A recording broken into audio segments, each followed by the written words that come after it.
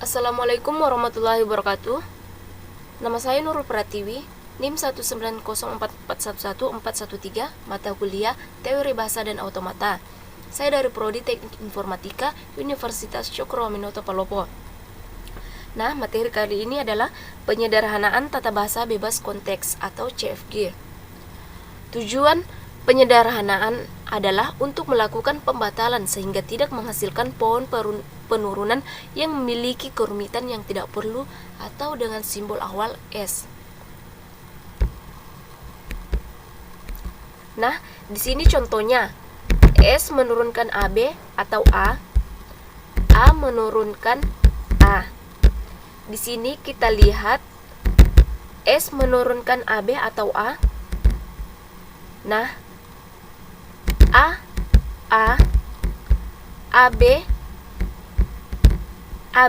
A bisa diturunkan menjadi A terminal, tetapi B tidak ada lagi penurunannya di sini.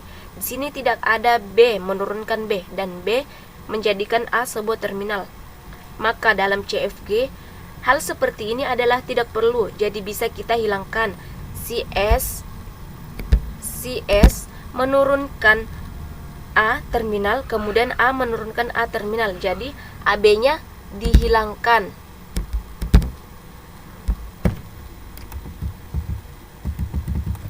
Suatu tata bahasa bebas konteks dapat disederhanakan dengan yang pertama, penghilangan produksi useless tidak berguna. Pertama, produksi yang memuat simbol variabel yang tidak memiliki penurunan yang akan menghasilkan terminal selanjutnya. Kedua, produksi yang tidak akan pernah dicapai dengan penurunan apapun dari simbol awal.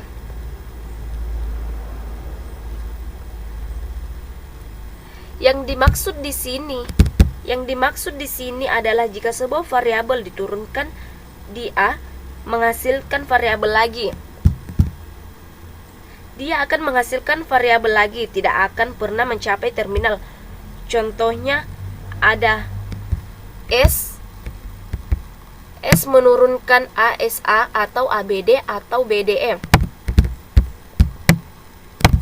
A menurunkan ADA, B menurunkan BBBBB atau A.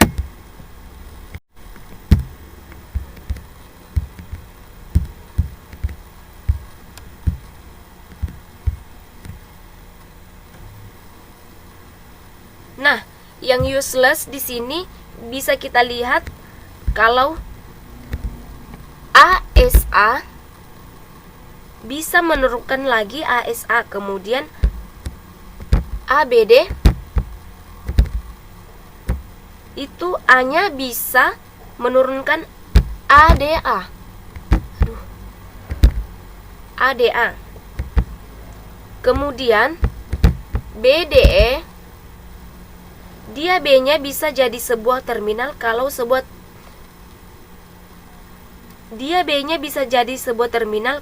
kita turunkan. Kalau kita turunkan A, tapi A di sini tidak akan mencapai sebuah terminal karena di sini A hanya menurunkan ADA. Di mana ADA-nya A-nya adalah variabel. Jadi kalau di sini A-nya variabel, maka kita turunkan lagi menjadi variabel. Maka di sini adalah redundan. Tidak akan pernah bisa dicapai ke terminal dengan penurunan apapun. Maka di sini useless atau dihilangkan. Maka CFG yang useless adalah ADA. Jadi hasil penyederhanaannya adalah S menurunkan ASA atau BDE, B menurunkan BBBBB atau A. Nah ini karena useless jadi dihilangkan juga. Ini useless jadi dihilangkan juga. Yang kedua di sini adalah penghilangan produksi unit. Produksi unit yaitu produksi di mana ruas kiri dan ruas kanan aturan produksinya hanya berupa satu simbol variabel. Contoh, A menurunkan B, C menurunkan D. Contoh di sini adalah S menurunkan SB, S menurunkan C menurunkan D, C menurunkan IF, dan D menurunkan DD. Nah, kita lihat dulu mana dia yang termasuk produksi unit. Ya, tadi produksi unit syaratnya yaitu A menurunkan B, C menurunkan D. Jadi ruas kiri dan ruas kanan aturan produksinya hanya berupa satu simbol variabel. Berarti yang produksi unit adalah C menurunkan D dan C menurunkan DD dan C menurunkan DD. S menurunkan C dan S menurunkan DD atau IF. Nah, kita lakukan pergantian berurutan mulai dari aturan produksi yang paling bawah. Yang paling bawah ya. Jadi nanti kita lakukan pergantiannya dari bawah si A, yaitu D menurunkan DD. Jadi kita tidak lihat di atasnya, tapi kita lihat dari bawahnya. Yang pertama adalah C menurunkan D. Kita lihat D-nya. D-nya menurunkan DD. Berarti di sini C menurunkan DD, C menurunkan DD. Kita lihat ininya. C menurunkan DD. Kita lihat ininya.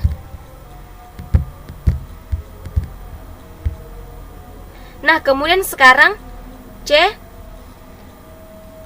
menjadi DD. C menjadi DD. S menurunkan C menjadi S. Nah, tadi si C-nya DD. Nah, tadi si C-nya DD.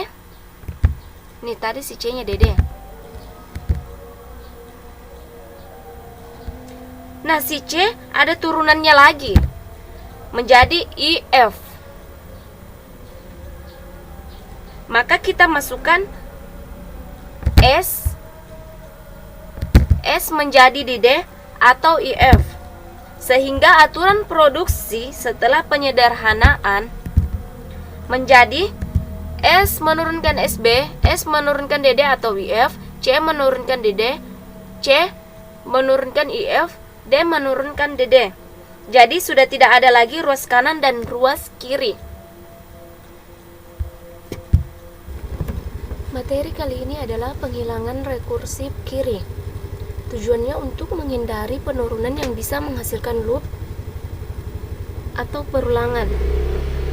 Tahapan penghilangan rekursif kiri ini yang pertama kali adalah kita pisahkan dulu aturan produksi yang rekursif kiri dan yang tidak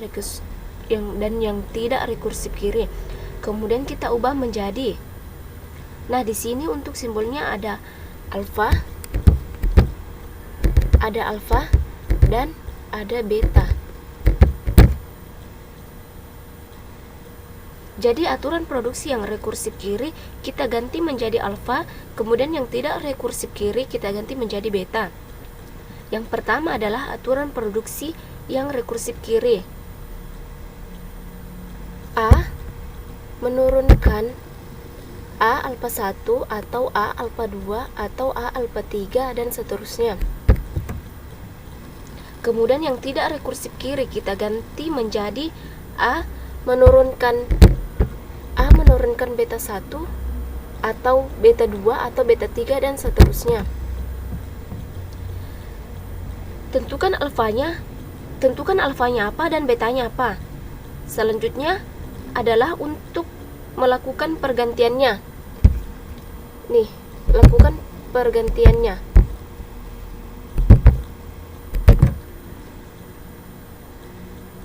A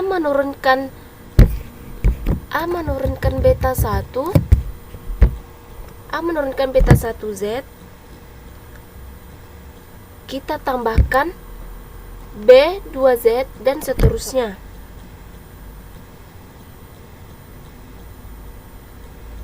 Kemudian Z menurunkan alfa 1 dan alfa 2, selanjutnya alfa 3 dan seterusnya. Kemudian Z menurunkan alfa 1Z atau alfa 2Z atau alfa 3Z. Ini adalah rumusnya.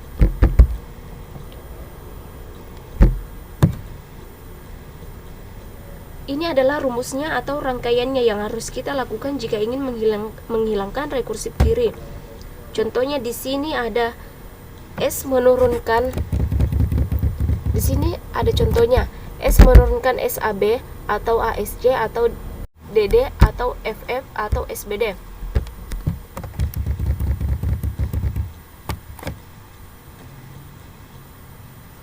Kemudian aturan rekursif kirinya yang sudah rekursif kiri, berarti yang sudah rekursif kiri yaitu ada simbol variabelnya tepat berada di sebelah kiri. Contohnya di sini berarti ada, contohnya di sini ada SAB atau SBD. Karena di SAB ini S-nya besar dan di SBD ini S-nya besar. Kemudian di SB-nya juga besar. Selanjutnya yang bukan rekursif kiri berarti ada ASC, ada DD, ada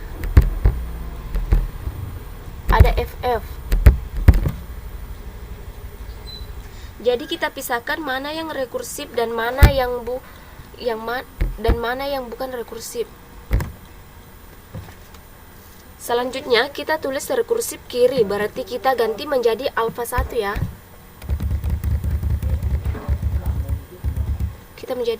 Kita ganti menjadi alfa 1.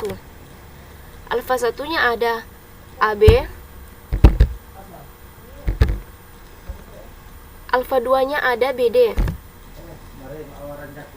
Kenapa? Karena S-nya atau variabelnya kita hilangkan, jadi kita hanya pakai yang terminalnya saja untuk yang rekursif kirinya. Jadi alfa 1 dia tadi terminalnya AB, kemudian alfa 2 dia terminalnya BD. Jadi S-nya dihilangkan, kita pakai terminalnya saja. Kemudian yang bukan rekursif berarti ada ASC, ada DD, dan ada FF.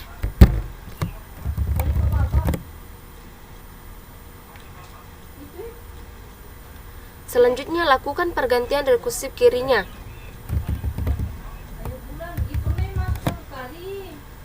S menurunkan SAB atau SBD menjadi A. Nah tadi betanya apa?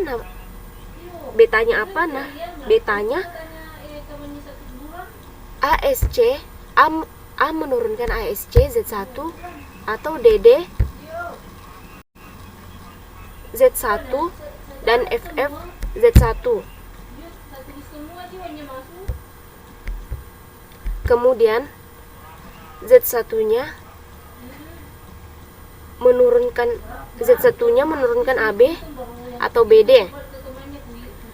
Z1 menurunkan AB Z1 atau BD Z1.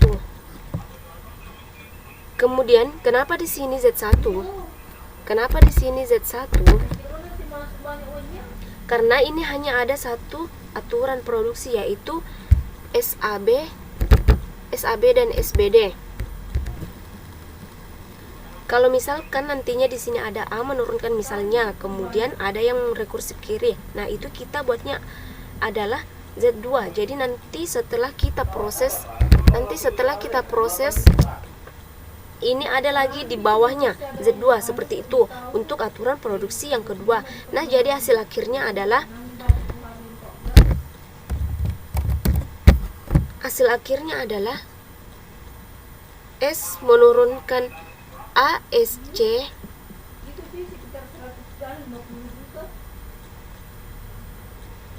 atau DD atau FF. Salah di sini. S menurunkan, hasil akhirnya adalah S menurunkan ASC atau DD atau FF. Kemudian A menurunkan ASC Z1 atau DD Z1 atau FF Z1. Kemudian Z1 menurunkan AB atau BD. Kemudian diturunkan lagi Z1 menurunkan AB Z1 atau BD Z1.